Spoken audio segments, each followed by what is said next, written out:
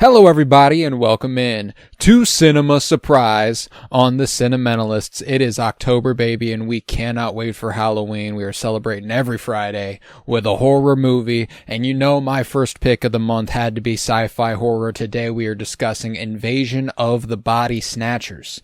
It was released on December 22nd, 1978. We're talking the remake, not the original from the 50s by Don Siegel.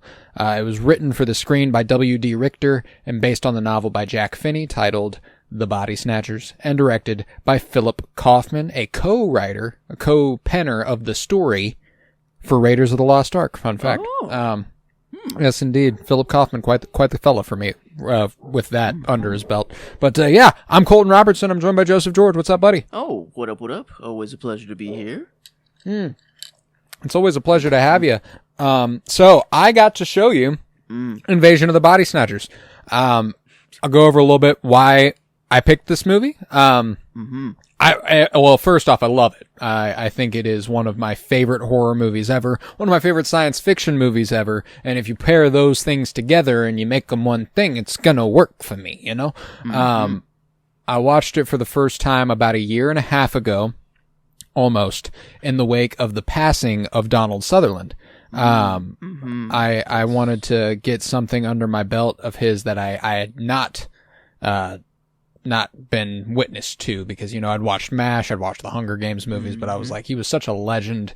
There's more there. Let me check him out. And Invasion of the Body Snatchers is where I landed that night. And damn, what a good fucking movie, man. A movie so good and a performance by Sutherland so good that I'd gotten the ending spoiled for me like a million times before watching it. No. Dang. Yeah. Oh man. I guess it wouldn't have made. Oh, it's not like it's a big build up to that payoff there. And you know, the first time I watched it, I was in denial. I was like, how the fuck did we get there? Is he faking? Oh no, he's not. He's not. Is it crazy I'm still in denial? Maybe not really, but maybe, you know, is he that assimilated that he has to? Could be. Is it a could test? Be. That's a pretty genuine screech coming out of his throat, though. Pretty inhuman. But yeah, obviously we're going to discuss this with spoilers for those who are tuning in. Joe, first watch of Invasion of the Body Snatchers, how'd you feel about it? I mean, talk about the opening of the movie alone. I mean, I didn't even know what I was looking at. Like, gorgeous. We were on a different planet. What did they use for these white float, whatever the hell was transported? Was it underwater? Was this, like, what effect was this? I have no idea. It was fucking awesome. But out the gate, I was just kind of like, wait, what the fuck? Like, cinema-wise, I'm like, okay, what am I even looking at on screen? How do they do this filmmaking-wise? And then, like, the premise became kind of clear of what's going on, and I'm like, oh shit, it's just this slow cook, you know, the little, it's on the leaf, and then they take it home, it's on the nightstand, you know, and then and the build up to everything, and I didn't think it'd be freaking making dupes of bodies or whatever, you know. I didn't get that from the beginning or any of that, but no, the premise just kept getting cooler and cooler, and then the just, I don't know, kind of a Star Wars hope when all seems lost, but kind of to the maximum here, I'd say, like, even more. Like, what the fuck do you do? Like, are they the only two left at the end of the movie, or one left in the world? In the world, yeah. No, I think what I like about this is that the ending is so grim. You know, like it's kind of daunting how, like, there wouldn't really be a way out of this because like, this is exactly how it would go. There's not really much hope for humanity if something like this were to arise. It's fucked. That's so fucked. Like, just Saturn took a fart, you know, or one of Saturn's moons farted off a little alien virus, and then it doesn't have to be full alien Earth, you know, xenomorph style. It's just like one little plant, and then it just infects us, and GG. It was kind of cool how it was like, it used our existing transportation systems and disposal systems and authority mostly to control everything, like the fact infrastructure, stuff that goes kind of unseen every day is getting utilized, like the garbage truck, the sanitation department being like as important to it as it was. Everything you're seeing in there is basically like the remains of people. No, dude, it's incredible. And I love a certain layer to it where the original 50s one is obviously made during the Cold War. Ooh. During the throes of the Cold War, and it kind of being this, you can't trust your neighbor. They're becoming someone you don't recognize. And I feel like there's kind of a universally applicable and understandable and relatable timelessness to it with the idea that, I mean, in modern America, for example, like goes both ways, I feel like. It absolutely goes both ways, but like there's this thing where you look at people you've loved all your life, whether they're a really good friend or, or even a family member for some, and they believe in something that you just cannot comprehend. And you're like, do I even really know who the fuck you are? And I think that that's why Invasion of the Body Snatchers is so devastating, is because like this idea that this fascistic entity that wants to strip you of what makes you, and then plug you into a system as a cog that works for their machine, where there's no love, there's no hate, there's no emotion,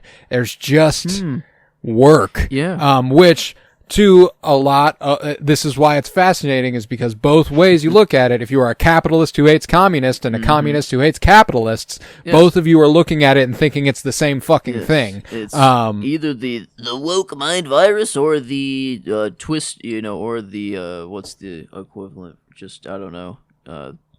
Ignorant. I don't know what to call it. In a polite way. I don't know. Right. Without being like this whole group of people that wear red hats and go to route and stuff like that. Word that exists for that. Yeah. But it's crazy that and came off of a book, which is interesting. And I wonder how, by Jack Finney. Probably I would imagine that was also a Cold War release. But very especially timeless idea. Absolutely. It's one of my favorite lines in Everything Everywhere All at Once, whenever Keyquan says like nobody feels like they can trust their neighbor anymore, and we need to get back, kind of. It's really affecting. And it was in the 50s. Yeah, it was 55. Yep, 55. I looked at it. I was looking it up at the same time. Yeah, man, that's crazy how like very applicable it is to the Cold War. Like I feel like in very, or you see the reasons why they wrote it, but then now, much later, it just means something a little different. And I think it's like they're, I don't know, you look at the world every 20 years, you tell someone who's 20 years old like what the world is going to be like at 40, no, we don't have a fucking clue, like at all. And this, one event, this is it, this is all it takes. It took like days for this, like it was over fast. It's just it's GG, like it's unbelievable how like insurmountable it is. Like but how do I, like, the movie's only grim. The ending sucks. There might only be one human left, and then and not for long. Yeah, she's done. Like, it's like what more? And then say she somehow escapes the situation. She still has to live in a world where everyone else is nothing. Everyone else is just exactly. Like cog. there's this. Whenever it came to your coping with the idea that maybe it is still him. What kind of life is that? Yeah. Like he is assimilating and becoming one of them without becoming one of them anyway. So it's like once a system enacts itself, unless there is a way to defeat it, there is no way out of it, and you surrender to it. And I think that there's I really wish that there was a way out, but they're just like, I can't conceive of one, The happiest ending that I can come up with is that at the very end, that Screech, I don't know how but somehow he fakes it. He is faking it to test her, to see if she reacts in the same way, or if she is truly human, still, because kind of they're kind of alone. There's no one really around where he is. They have a lot of wide shots. That is, I don't know, they're very alone, and And I feel like, where is he going? You know, if he is part of the cog, if he's already a pod human, like, where's he going? He's off the beaten path. So it's like, there you go. It is though very ambiguous. Like, up until the point that he screeches, you think he's a human. Like, there was no. And I think that there's a really impressive ambiguity to it. Because this being the second time I watched it really helped in this regard. And the first time you watch it, you're going like, sweet, you know, like, he's blending in, everything's going to be fine. And you perceive everything as him blending in. And then the second time you watch it, when you go, okay, he's one of them. There's a lot of just like, okay, yeah, he's one of them. Like, but when does the switch happen? Whenever the switch happens, whenever he is hiding underneath the dock, and someone goes under there and looks for him with a flashlight, and then the flashlight hits the camera and we flash forward. Okay. So so like everything he did in his office, he grabbed like a newspaper clipping, you know, he was like, that's him. That's really him. Yeah. And then yeah. I mean, that's the thing, is that like, I don't think the body snatchers are lying about the true mechanics at work. I think it's just that they are devoid of emotion. Yeah. Like, no, they still carry themselves. They still carry themselves and do the things that the person they are recreating did. Oh. You know, like, I don't think it's... You think? Well, they're all plugged right back into their same jobs. They all keep going back and doing the same thing. I think the body snatchers are under the impression that they are a savior race of sorts who are bringing about an end to war and, you know, bringing world peace, and all it's going to cost is your emotions. Love. It's all about love, Tars. The method of love, Tars. You know, I mean, it all circles back. Because at the end, when he's already one of them, we see a bunch of kids getting off a bus and celebrating and running and being excited. It's because they're not old enough to assimilate. They have to grow, so they have to bring these kids up to a certain age. I think, and change them then. Oh no. And then the cycle continues. So, oh no, yeah, we didn't see any kids. We saw. Oh, okay. There was one somewhat non-human thing that was born, and then there was dog. What? Huh? It was that seemed like an ultimate human detector. Because if you send that thing out, the cog, they won't react, you know? But a human is going to look at that. A human's going to be like, oh my God, what the way Brooke Adams does. Yeah, no, 100%. They actually show how that got made. No way. It was accidental. There's a pod near a homeless man and his dog that like something happens and it gets them. It's like a blink and you miss it sort of thing. I didn't know. So it's a blended thing of two people, or a person and a dog. That's terrible. Yeah, like, it's a fucked up version of Alien. Like, it's not just a xenomorph that comes out. It is you, but not you at all. Like, it's, and then whatever the hell nightmare happens. stuff, dude. Yeah. Like, it's, dealing with doppelgangers in general is terrifying to me. The only good thing about, like, the only less scary thing about these doppelgangers is that, like, you literally cannot exist at the same time. Yeah. You know, one of them falls asleep, the other wakes up. You have to fall asleep to do it. You have to fall asleep. That was cool. You can't wake up if you don't fall asleep. Yeah, oh my God. And that just adds a whole other layer to it. Like, they're taking Adderall. They take 5 Adderall to stay awake. Yeah. They're just it's speed. Freaking how many does it say? It says Yeah. to take 1. Take 5. I fucking I loved that, dude. And that's why, like, Donald Sutherland is for me an easy performance choice. Like, and character probably.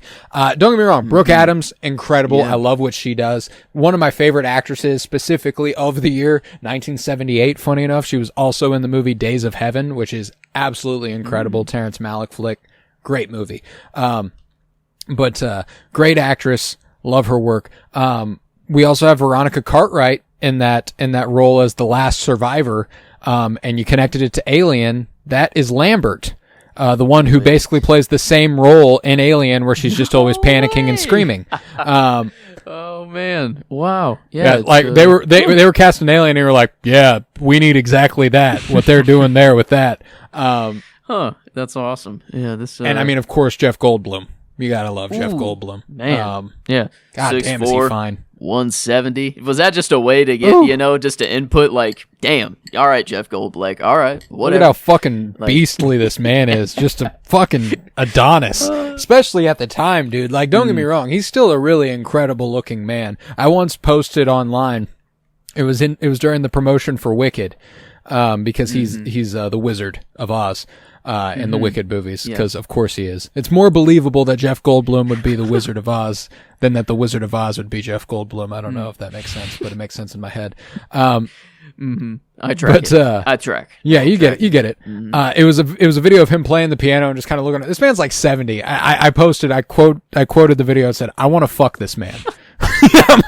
I'm like, this dude is so fine, and he's so talented, and I think I really enjoyed that character a lot the second time around, kind of the Han Solo insert of this group, and I do appreciate that, the everyman who says he, the reluctant hero, doesn't have any friends, and, he's a lone wolf, but he's soft for his wife, and he's actually a good friend. He's willing to sacrifice himself for the greater good, and dude, I fuck with that. Nice. Yeah, he always, he was always the annoyance to the doctor before, but then, or like whatever, Dr. Kibner. Yeah.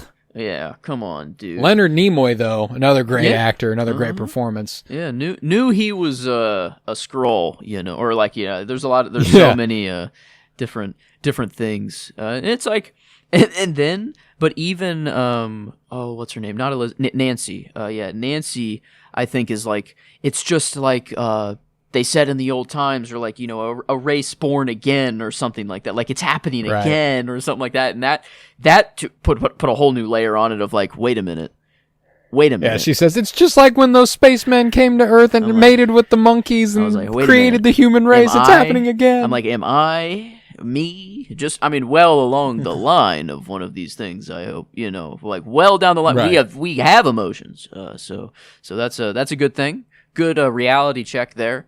It's love is still in the air, and just more clear. I think the theme is just more love is always better, and the less love there is, that world sucks. They're just transporting space alien pods across the world, and then what? And then. To what end? That's why I'm like, I think they are under the impression that they are a savior race. Ooh, what happens actually now? Now that they've achieved what they wanted, now that there is no emotion whatsoever on Earth, and it is just whatever cycles were before are moving onwards, it's like, it is, I guess, I don't know, just that time. And is this the first time they've been able to assimilate with a population that had intelligent life, and therefore now they are going to be able to figure out how to breach the starways and travel the galaxy and look for other life and keep doing this? Because like they seem to just come from plants before. It didn't even seem to be, I feel like this is the first time they've done this, and yeah, a space plant. I mean, that is what, like, the white thing that I really want to know how that effect was done. But I love how it was, like, this ambiguous. Like, it is just alien life. We have no clue what the fuck it could be, and we have no clue what it could do to us. And it's like, it could take over our entire race. And I love, like, the Nancy even playing music for her plants. Like, I've just gone, I don't know, plant crazy a little bit recently. Yeah. Literally today. Also, I went on a bunch of errands, and there were just two plants that were undeniable. I saw them and I had to buy them. I've made this kind of rule ever since I got this one succulent that looks like it comes out of Star Wars world. The world. Oh, what's the world called? Bendu, and Kanan's blind on there. And it's one of their bases for a little bit in Rebels.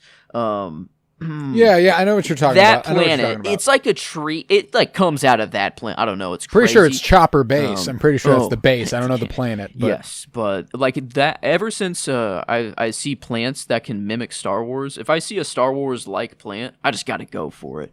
and I bought literally 2 plants today. And then there's this whole thing of a plant invade. I guess it's a space plant, but it starts on a flower, and then it infects the human race. And literally the flower of this plant that I bought, like, almost, it's like 50% the way there. You're like, it's like basically and I'm like, that. Yeah, why did I buy a plant today of all days? I love that she's like a botany almost seems like a hobby for her. Mm-hmm. Because it doesn't appear to be like her job day to day. Yeah, but was she a teacher? She's like, I found a flower. She's like, look at the flower. I've never been able to find anything like this. I don't know what she, but that's the thing is, I don't think it really mattered what she was like. Because she was life in changed. The lab, I guess, or Sutherland expected her to be in the lab by like 7:30 to give her or to do the test or whatever. She works at City Hall or wherever the Department of Health, I guess. Mm-hmm. So. But at the very beginning, she was like, maybe it was just on her walk home or something. She was like with kids though, I feel like, and she was like, "Hey kids, take these home to your parents or whatever." And then it's like, right, damn, yeah, the beginning of this movie features what is truly like the definition of a cameo and is one of the greatest cameos ever. The priest swinging on the swings is played by Robert Duvall, who is in The Godfather and The Godfather 2 and Apocalypse Now. Wait. He's I love the smell of napalm in the morning. The guy who wants to surf the beach. What? Yeah, that's just Robert Duvall. And when I was watching it this time, I was like, wait, is Robert Duvall in this fucking movie? Nope. He's just there for half a fucking second, filmed it for free, and got the fuck on. He's supposed to be the first, one. Wow. Is the idea. The first cameo of all time? Like the first true. No, the first first one in the movie to be infected or overtaken. Okay. No, definitely not the first cameo. I mean, I can't imagine. 78. Yeah, the idea has never been thought of. That seems pretty late. It is. Yes, in all of Hollywood history, it took. It does have another interesting cameo role, which is the taxi driver, which is why this one's not a cameo, it's an actual small speaking part, which is why I think the word cameo gets thrown around a little too loosely modernly, with Marvel movies. But regardless, what would be referred to as a modern Marvel-esque cameo is the taxi driver who leads them to the police and then they have to get out and run.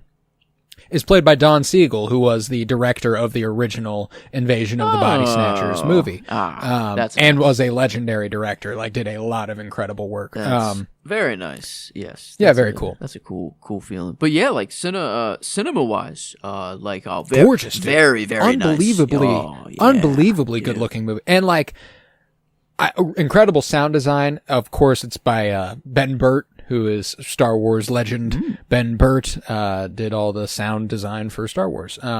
One of the things that he pulled for the actual sound of the pods, birthing, there's that heartbeat. Thum, thum, yeah. Thum, thum, thum. That's from one of his wife's sonograms when she was pregnant. What the? It's legit. It's an actual human heartbeat, which is awesome. Yeah, and that's and what we see, this birth happen, and it is, and it's an actual baby face, but it's a giant body. It's God, gross. It's terrifying. It's gross. I love body horror like this, dude. Yeah, and whenever he gets to kill himself, he's debating on killing everyone else, and he goes, just me feels right. Actually, I think I can only kill myself, but it's not really. Well, and I like that he thinks about killing Elizabeth first. Yeah, and it's he almost can't bring himself to do it, so he goes ahead and kills himself because that's easier. Yeah, and that's what a dude. What a guy, what a fella. And I love that underneath the main, obviously harrowing, terrifying story is that there are these two people who are obviously in love with each other, but never would have done anything about it because they're both too good.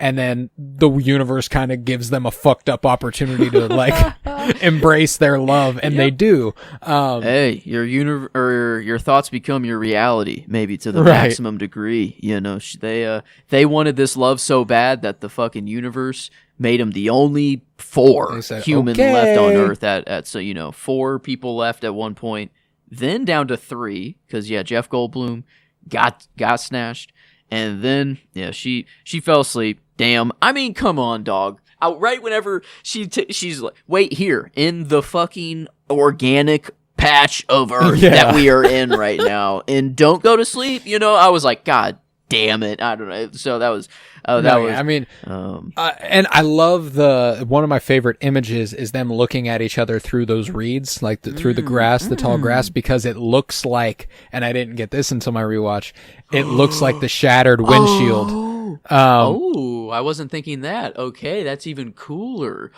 And it just whenever mimics she the looks white at him, hair, probably. Yeah, it does. It does a little bit, and it's like it's a subtle little thing that's like shit, because that's so casual that they handle it like this guy threw a fucking cracked. Oh my this god, this guy threw a fucking wine bottle at his windshield because he came to his restaurant, which I think is fucking hysterical. That the restaurant workers were like, "Yeah, we got fuck this guy," and like, fuck this dude. The health inspector coming in and taking the rat shit Dude, out they of our pasta or whatever. Yeah. Whatever. Here's the thing. Never have I've worked in a couple restaurants or a couple food places. Never have I ever seen rat shit. That would okay. be insane. That is something In that it the is pot, absolute. too. It's absolutely excusable to get your shit fucking rocked for something like that. Like to go outside and be like, I'm going to throw a wine bottle at this guy's windshield. When you have rat shit in your food, I don't know, dude. Like that's on you. I mean, rat shit on the floor is one thing, but in the pot that the food in the was food, cooking yeah. in, Like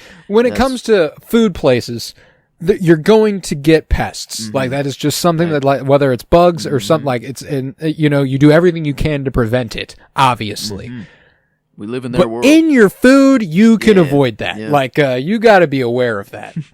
And he, so I mean, they were like very seemingly just normal health inspectors, and she was in the lab. They seemed to like work together and so I'm just trying to think Well, and he was like aware of her marital he's work husband, and she's that work can only wife, mean a good thing, or like he's different. And he's like, that can only be good actually, because that dude is a piece of shit and he loves the Golden State Warriors, I guess, and that is this like a diss to just all Warriors fans or NBA fans, or they're in San Francisco, so I mean, like them being a Golden State Warriors fans would track, but I think it's more like he's into sports. He's a simple man. That triangle, like the pyramid skyscraper building, like is that a real San Francisco building? Back at like, is that? I don't feel like that exists now. I don't know what building you are speaking of. Oh yeah, they had like there were some aerial shots, and I don't know. It was like I've never seen this building before. It wasn't exactly a pyramid, but it was like if a skyscraper was just kind of I don't know. It's like a pyramidal prison. Yes, very tall pyramid. Sorry. Yes, just take. I don't know. But I feel like I don't know. How. Like to look that up, even I'm trying to. I looked up San Francisco skyline, and I think I see the building you're talking about. Yes, it just has a very tip. The tip is really pyramidal, but it goes just the tip. Yeah, it's I don't know. I've never. That's why I didn't even think this was a real city. Like at one point. Yeah, we were in San Francisco the whole movie. Yeah. Yes, that's when the scene. Yeah. Whenever he's Sutherland and the doctor are outside on the roof talking about like, hey, we don't want to make this a big deal. God damn, gorgeous movie, dude. Yeah, like, so it was beautiful shots. I love how dramatically lit it is. I love melodramatic paranoia. Like one of the only other movies that I feel like captures the essence of the I can't trust anybody thing is Mission Impossible, which is another wonderful paranoia thriller. I love paranoia and the depiction of it on screen, where like it's just like, can I trust you? Yeah, I love that shit. Even when love that shit. Nancy, I always want to go to Nance, but Nancy, when she shows up in the stairwell, like later on, and they're like, like, you can't, like, hold on a minute. They got like, you. They're like, Yeah. I don't know, can we trust you yet? Oh shit, and then I don't know. It's nice that it's like any slight emotion that you show is like, oh, thank fucking God you're a human. It's like it was so easy to kind of to tell when someone was a human, and so easy to tell whenever they were the cog or the, you just had to wait for them to fucking screech at you. I don't know the horror part, the hair, the freaking that it just goes everywhere. It's like God, so nasty. it's like I've not that I love my plants, but I'm looking at them a little bit differently after this movie. Sideways. It's like what do you have planned for me, little guy? But it's like they're fucking so weird. Like they are alien species. Whenever you look at, like, I don't, like, you just watch them. Yeah, like they are alive. They fucking point to the sun, and very much, I do play music for them, and legitimately, I have seen like the improvement of when I've started just leaving music on almost all day whenever I'm on campus for my plants. It's like, I don't know, it's nuts, like night and day difference. And so I don't know, maybe the sun's just hitting them differently. Maybe it's placebo a little bit. But I've been trying it. I like the idea that plants like music. Yeah, that's cool. Specifically, I like that idea. Jazz and classical music is the main. That's what I've heard. Yeah, but then I've been playing, like, sometimes I just leave it on for me, and this, I don't know, might say a lot about, I don't know. Anyway, I put on, it's called ADHD focus music. You gotta fucking, if you ever need to lock in, let me tell you, even if you don't have ADHD, I swear this shit is just, it's got some crack in it. This shit will cook. But it's like just 8 hours on YouTube, and I let it rip for them. Well, and I speaking swear, of music, dude, this has some incredible score work. Like, I love the soundtrack to this movie, and there are moments whenever it flares up that really, really are just like whenever they do get out of the cab and they're running. I love that musical cue. That is one of my favorites in the movie, dude. There's very few holes I can even begin to poke quality wise in this movie, dude. Like, it's exceedingly good, and it's really well performed. It's really good looking. It's one of those ones where, like, it slipped in my brain because it's so much fun and it's so simple, and it provides very, I don't know, simple pleasures. Like, I love paranoia thrillers, I love science fiction, I love horror. It has all those things, so it's like I remember it as being a fun sci-fi horror movie, and then I watch it and I'm like, holy shit, this is fucking great. Like, it's a really good movie, and I need to give it more credit in my head. I think I just love it. Yeah, I love it. It's got the forbidden love, in there too, and the chemistry between the two is like actually insane. Ooh. Like, this is Sutherland and Brooke Adams look like they are 4 seconds away from ripping each other's clothes off all the time. Yeah, the kiss, like their first kiss they had whenever they were like nose kissing, face kissing. They just like put their faces together and then Donald Sutherland, underrated. And like, I know Jeff Goldblum's in the movie, so we did discuss him because you kind of have to. It's Jeff Goldblum. The stash, man. But Donald Sutherland, come on, holy shit! Yeah, what a good looking guy. There's an earlier '70s film called Don't Look Now. I almost picked it instead of this. It's another '70s horror Donald Sutherland movie, and I put that movie on a list with La Chimera, because I think it was just these two movies. Unconventionally attractive men in Italy. Okay. Yeah. That have a strange connection to the beyond. Like, that is the name of the list. It's one of those oddly specific. It's just these two movies. It's just Josh O'Connor and Donald Sutherland, and for some reason they are connected to the other side. And they are also in Italy, which is awesome. Just another fun layer. But he rocked. I love Sutherland, man. Yeah. After MASH and Hunger Games, that's all I've really got him in too. So he's great as President Snow too. Like, don't get me wrong, like, I don't want to undersell him. Like, that's like it's like, I don't know. He just I don't know, fit that character so well. The beard, the fucking hair. I don't know, the look. He has the look even at the old age. But here, just the stash is all he needs. It's and God, he's so. I love how 70s this movie is. By the way, like it is just 70s to the max, and he is so good in it. Man, and even the little I don't know what the party, or was it like a book release? The book release, was doing or for something Dr. like Kibner. That. Yeah, and like just how like personal everyone was back in the day. I don't know, like it just feels a little weird. Or like whenever he's like there is a couple that is actually going through the dupe thing. I guess who knows how early he becomes a pod. Actually, like in reality, but I think that he's a pod the entire movie from just jump. From the time we meet him, I think he is a pod. And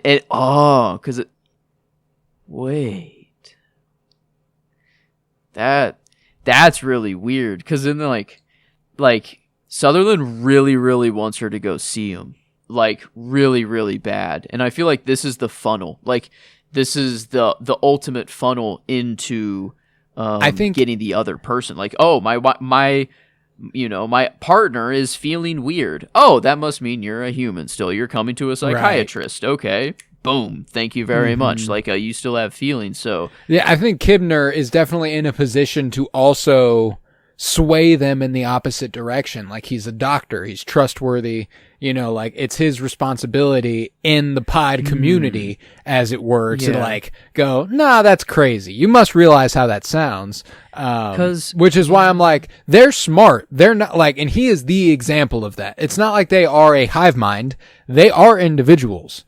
Which is really interesting. He really doesn't speak with much emotion at all. It is just straight truths, kind of, that he always brings up. Well, or his version of them. Yeah, so, like until he knows. That's why I'm like, wow. Whenever he says to like, I love how, again, on rewatch, the things that sort of information can illuminate is really awesome. Like whenever Leonard Nimoy delivers the line where Donald Sutherland's like, you think it's all a coincidence? And he's like, I want to believe you. I do. He doesn't say it with any inflection. He doesn't say it in any particular way. He just says the right thing. Yeah. Which is really, really cool. And, yeah, one of the more interesting characters in the movie for that reason on rewatch. So maybe it is kind of like their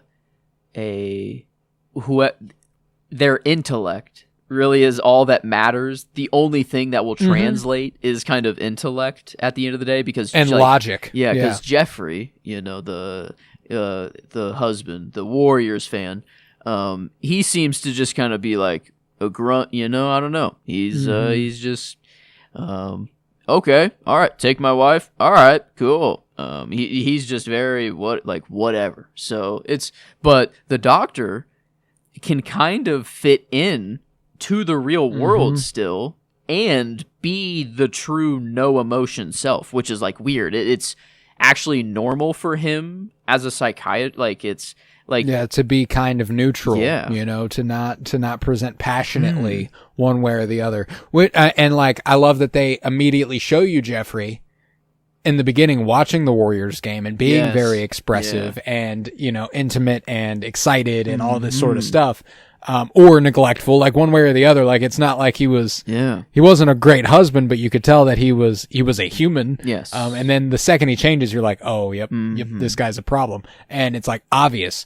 I love the laundromat scene whenever he's like, my wife isn't my wife. Yeah. It's not her anymore. And then when he goes back and is like, oh, she's all better. And Don Sutton's like, oh shit. I love this shit. I love how Sorry, I dropped my phone. I love how he slowly realizes that she is telling like the truth and is right. Not just like he believes her, he believes she means what she says, but whenever he realizes like, she isn't deluded. Yeah. This is absolutely what's happening. Yeah. It's really interesting. And the way she realizes it is because I don't think they ever even say it. Besides when she's talking to her husband. Whenever the lady at the party who is like, he's not my husband anymore. And she's like, and you touched this, you reached for the scar and it wasn't there anymore. And she's like, no, it was still there. Her husband's scar wasn't there. She's like touching his head and then she like pulls away and she's like, gotta go. Oh, dude. Yeah, which is Man. I love the subtle little stuff in the movie, dude. There's all the horror, all this like slow build over time. It just kept unraveling. Just kept getting a little bit bigger, a little bit bigger, a little bit bigger, and then it's like, all right, let's go to the airport. Fuck. All right. Oh, a ship. We're saved. Fuck. It's actually worldwide.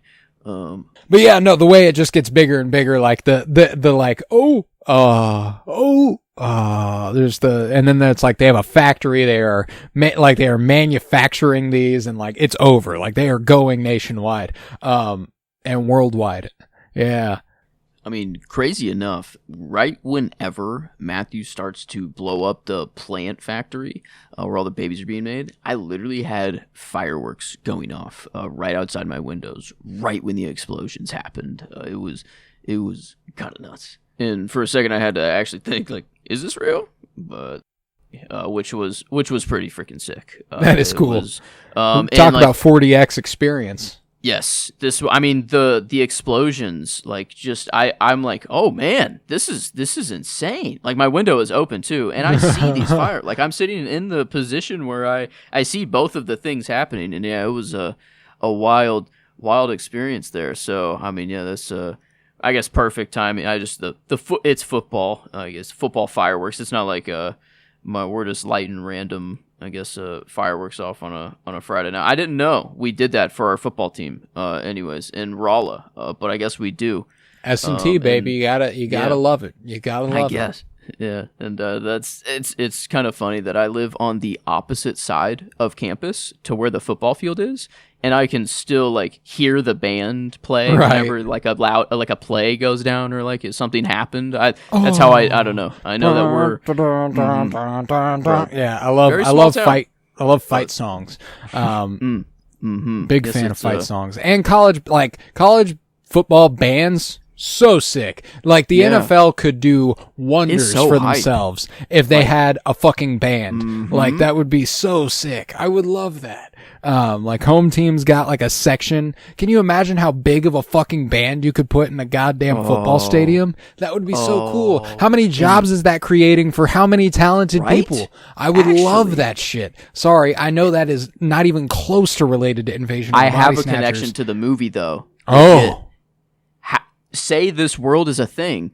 What is music? What do the musicians do? Art's gone. Feelings aren't a thing anymore. So like that's what I'm saying is that like people can go back to their cog jobs or like I don't know. Is it like a severance thing where not really like they go to their job just because it's the job and that's all they do and all the emotions are gone.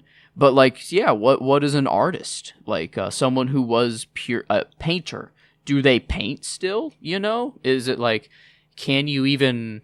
Do you want to paint anymore? Whenever you're a pod, I don't know that you want. Yeah, you know, like I don't think that there's any want about anything anymore. It's just doing, and which does. That's why I'm like, I don't know that I don't think anyone's being controlled. They're being replaced. And I think it's just a version of everybody that is 100% logical. There's no emotion. There's no other thought that goes into anything. It's just, what is the thing to do now? This is the thing I do now. The only control part is just if you find a human, we turn them into one of us. So that's kind of... Because I mean, maybe that's why biological programming. Like at least that's. Yeah. I guess there's definitely an element of control in that regard, but like they are creating the person from scratch. It's not like they are. That's true. It's not like they are individual taking over a person. Mind. Yeah, that's why I'm like, I don't know that it's so much control as much as it is community. Like in their heads, like they are like, this is what we do. I see. This is a biological imperative for them. It's not just, it's not like they're like, this would be fun. No, they're like, this is what we do. This is what we got to do. on the real, like, as a, if we want to live for a long time on other planets, like, the fact that it just takes 9 months for us to cook before we can be born, like, that shit sucks. I mean, well, it's good. I think it's actually a very good thing. It keeps us very humble. It keeps us on good pace. Because if we could pop out like this at this rate, the world's over. Like, every resource is gone. So it's like, I'm glad the 9-month kind of time block is there, but like every, I don't know, a plant or like any other species, they just pop, boom, boom, exponential growth at just, and it's just, I don't know, popping off like nothing. Yeah, like that's why this is just such a, it's so outlandish. It's like an alien space planet that's floated from another planet, but how the fuck do we know that's not a possibility? How, I don't know.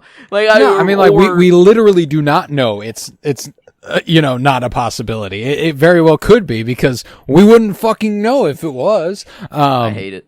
Yeah, it's like it's such a background thought. It's such a this is the best kind of horror. The ones that don't need to jump scare or to to just do and I love traditional horror as well. Like, it has its place for sure. But this is just my preference. Movies like this, the sci-fi horror is just one of the best subgenres there is, dude. Like, Alien is one of my favorite movies ever made, period, and is probably the quintessential science fiction horror film. I would put this probably behind Alien for me in that genre, which is really high praise. I absolutely love it.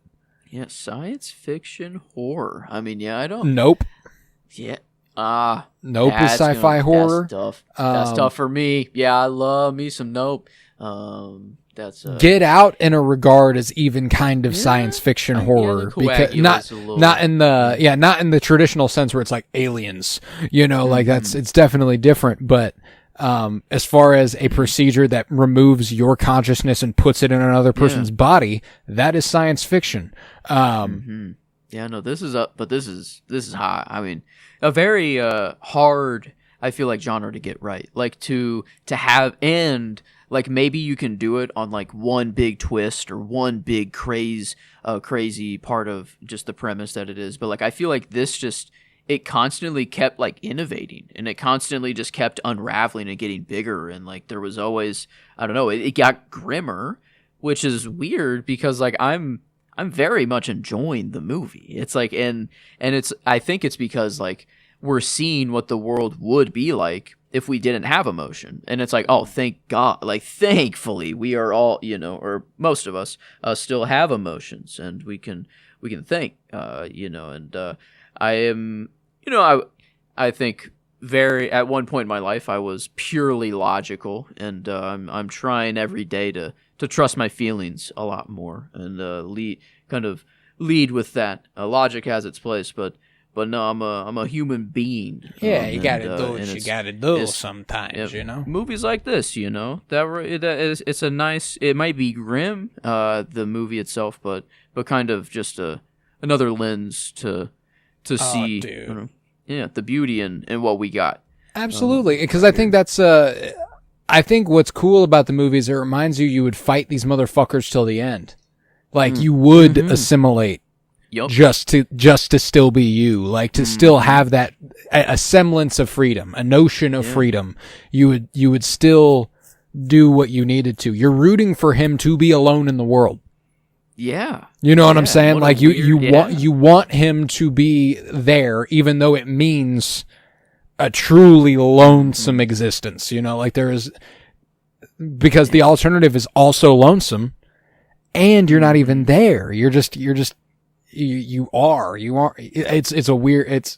I love the concept, and I think it's pulled off pretty brilliantly. And I'm happy that it was the choice I went to. I debated going with something else, and I'm glad I didn't. I didn't. Great movie.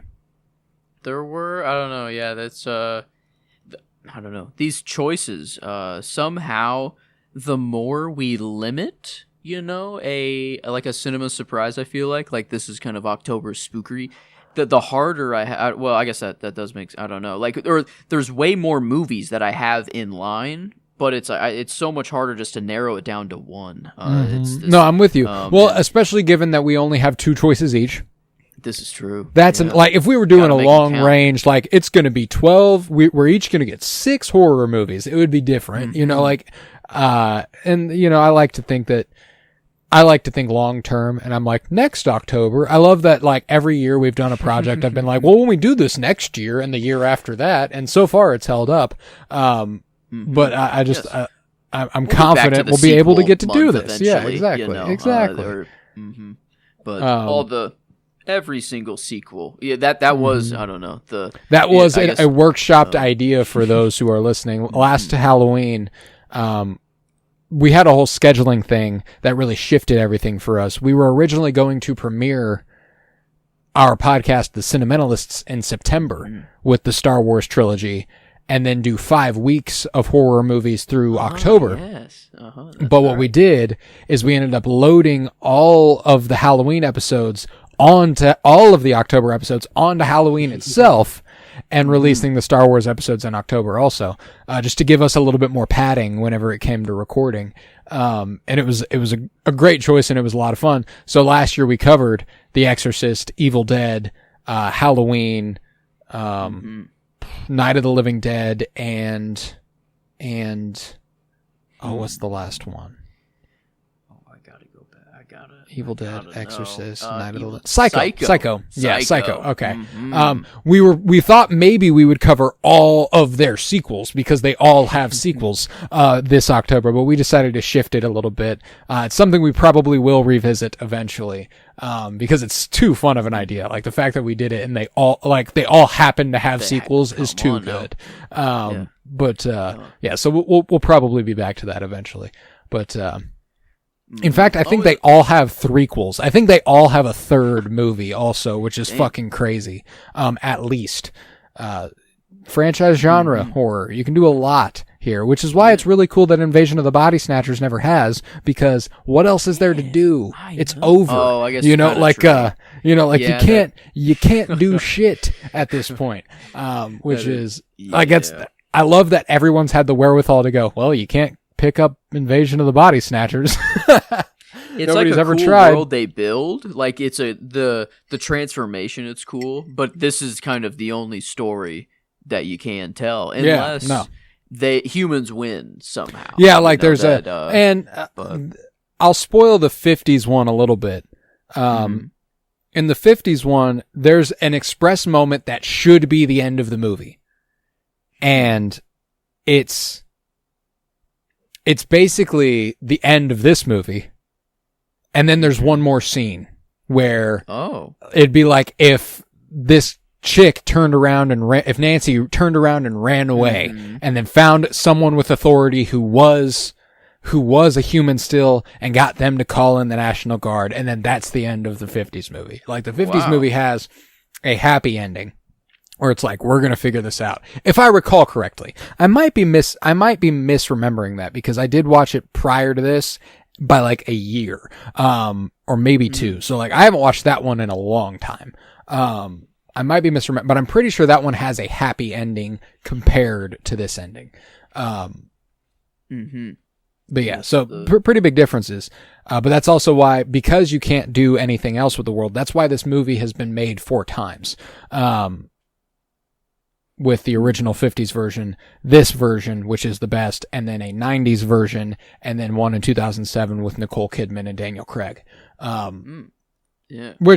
Frankly, I'm curious about. I love the cast. That's why, I would like to see all the evolution of these movies, because, like, I mean, I wonder how much it is just like remaking an homage or kind of to the other ones. But this one, I don't know. I haven't seen the original, so I don't know how much of it is there. But it feels like it's just a timeless story that you can tell at any point in time. And it would be cool to see what it is like in the 90s. The 50s one plays like an episode of The Twilight Zone, kind of. Like, it's kind of like adventure of the week, like, oh, wouldn't this be terrible? Okay. And it's over, And this one, it's like, I don't know, you're just like 70s, the 70s horror just had a different fucking flair to it, man. It was so goddamn good. But yeah, I don't have much else to say about Invasion of the Body Snatchers. I feel pretty good about it. Very good about it. Is there anything else you got? Season. Oh no, I'm glad that it's the movies are getting spooky and getting. Oh, dude, I love spooky season. It's the fucking best, dude. It's the fucking best. I absolutely love it. But you got a choice to make. You've got next week's Cinema Surprise on the docket. I'm going to go ahead and do some plugs, and then we are going to rate this movie, and then you are going to announce what next week's Cinema Surprise is.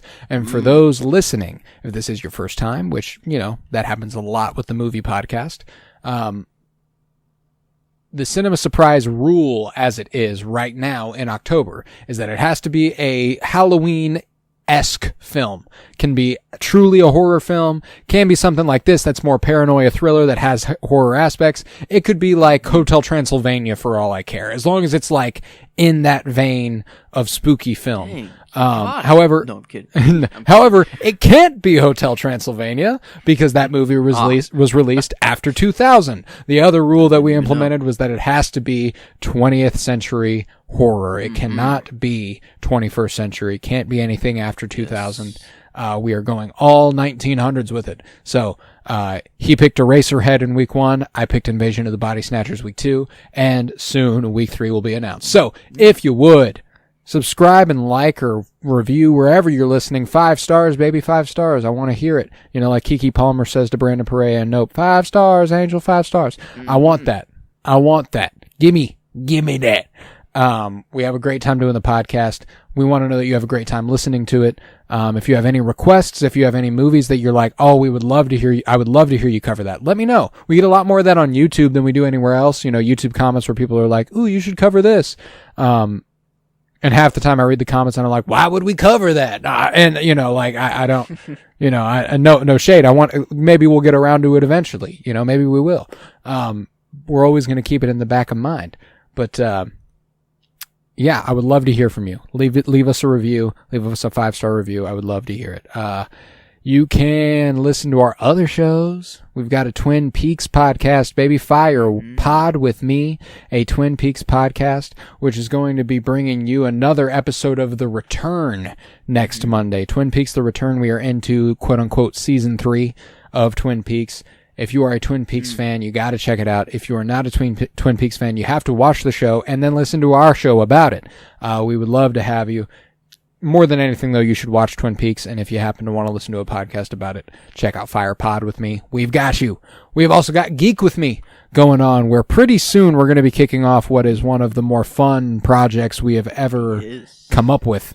We're doing something called Alphabet Soup.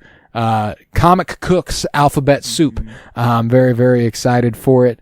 We're going to be starting with a couple of comic book entities that start with A, whether that's, you know, Aquaman, Avengers, Ant-Man, whatever. We're going to cover that for a couple weeks. And then we're going to move on to B. Yeah, Ant-Man. That's a good one. We're going to move on. I came up with that one. I kind of spoiled. We're going to go on to B. And, you know, Batman, Bane, Bill, Body Snatchers. No, Body Snatchers. You know, whatever. And we're just going to keep doing that for as long as we can fucking do it, baby. I'm very excited. That'll be over on Geek With Me. We are also wrapping up coverage of Peacemaker Season 2. If that wasn't this week, it will be next week. But it's next week. All right. So next week, we will be concluding Peacemaker Season 2. Very excited about that. So you got to check that out. But yeah, baby. I think that's all I got. So let's rate Invasion of the Body Snatchers. How you feeling? Yes. Let's see. I gave it the good old 4.5, I guess. It wasn't quite. I expected the 4.5 out of you here. And there's not a lot of like I want to cry. If I cry during a movie, it is automatically more likely. Yeah, it is automatically more likely to be a 5 if it affects me on a level that makes me moved to tears. Now, if I cry, it doesn't automatically mean the movie will be a 5. True. It just does give it a better opportunity. And in a movie like this, where you know there is the capacity for an emotional payoff that could make you cry, and there isn't one, I do think it prevents it from achieving its full potential, you know? Mm-hmm. Yeah, no, I think that you nailed it on the head for me there. I didn't know why until you said the no cry. Yeah, and I think I had other really good feelings. Like there was like a revolutionary, kind of kick. Like even though it's very, very grim, I still thought, a lot of revolutions are, to be fair, and you could win, true. but a lot of revolutions are grim regardless. Mm-hmm. So there were very, other good emotions, but it just didn't quite get me all the way. But still very, very, like, cinematically, I can't really complain much at all. Like, this is looking great the whole time. And like, even when the sound is, like, there's like some, like, moments of uncomfort, like, the sound design isn't overbearing, like a lot of, I feel like horror movies use it a little too much, or like, and then because things become like very obvious or things are about to happen, I feel like or whatever. But this, I don't know, it's not really concerned with that. This one's just the slow burn. But I'm thinking, let's see, yeah, to go back, I guess on previous, I like it more than Memento. I think Memento has a cool premise, and I think I would have thought a Chris Nolan movie would have come out over this before I watched it, but so I'm over the 8. But Prisoners and Cleo and Blue Velvet, I don't know about that. Yeah, it's got a little bit. It's not quite there for me either. It's not quite there for me. 8, I'm 7, over Phoenician 5? Scheme. I'm over Phoenician Scheme. I'm in the 9s. I'm a surefire in the 9s guy. I'm leaning 9.25, maybe 9.5. I could see myself going that high, but because I'm like, maybe I'm going to go with 9.25. I think that's where I'm going to settle down. That's where I landed. Yeah. The 9.5 was, I don't know. That's just a bridge too far for me, which That's I know is splitting to hairs, but I feel very good about it. Of course, the one number that defines this movie, of course. Well, it must be if it's the one we both landed on, I guess so. Hey. A 9.25, or the good old 93 on 93 on the what now? On the cinementilometer, baby. We love the cinementilometer. We love the cinementilometer. Big fan of the cinementilometer. So 93% for Invasion of the Body Snatchers. We got another Donald Sutherland film under our belt. Probably the first one since our first episode of the 52-year journey through film in MASH, which is kind of wild to think about. Kind of a weird bookend for MASH to Invasion of the Body Snatchers. A lot of coverage there. But yeah, man, I loved it. I'm feeling very good about it. What is going to be the third installment in October's Cinema Surprise, your last horror movie pick of the month? We have Eraserhead, Invasion of the Body Snatchers, and what is going to be next week? So, I was between a lot of movies. This was so hard to narrow down. And I ideally wanted a movie that you haven't seen. But man, you've seen a lot of really good horror movies. I have. So it was really, really hard to find one that you haven't seen. And so sadly, the one I arrived at, you have seen it. But it seems that you like it, is based, I don't know. I didn't want to read your review actually too much. And maybe afterwards you can say if it is spoiler free, if I could read it, but I've never seen it, this movie quite yet. I'll say the one that you haven't seen that I was between, since this is just my last pick. I'm glad I didn't pick it. I don't know why. It just was this weird cult class. It felt like a cult movie-ish. The Cube, 97. It was I don't know. It was kind of like Saw-esque, but I thought it could be better than Saw. But I was like, that was the only one that you haven't seen, and I was like, that was why I was trying to force it in. I feel like it's one that you haven't seen, but going with a classic. This is right in the horror vein, but maybe not as classic as horror gets. I don't know. This is it feels like a really cool blend of something. But I'm going with Francis Ford Coppola's Dracula, or Oh, Bram dude. Stoker's Dracula, Dude. I guess, alternatively. Oh, you just nice. opened up the world for me, my boy. That was going to be my next pick. No way. Oh, Actually? yes, For real? yes, Wow. absolutely. Okay. So now I get to reopen the fucking book on it. I love that. Thank wow, you. I guess sorry. Thank I guess you. So. Oh, I guess yeah. Then you're cool. I mean, I saw this cast. You have dude. talked about it before. I love that and movie. then I'm seeing the Gary Oldman as Dracula. That's just sick enough. But I mean, we got Keanu Reeves, Anthony Hopkins, and Winona Ryder. I mean, like, come on. Yeah, if you visit my Letterboxd right now, Yes. it is in the midst of my 4 favorites. Wow. Yeah, Okay. I do love that movie. There we go. And I will read my review because there is a little bit of not really spoilery, but it's you know it's Dracula, so like the story roughly. Yeah, true. I guess what's much to spoil? Because this one's a little bit of a mixed reception. As a lot of Francis Ford Coppola movies are. Better. We love those. And I'll just read the first sentence. Just because like we're going to review it next week in full.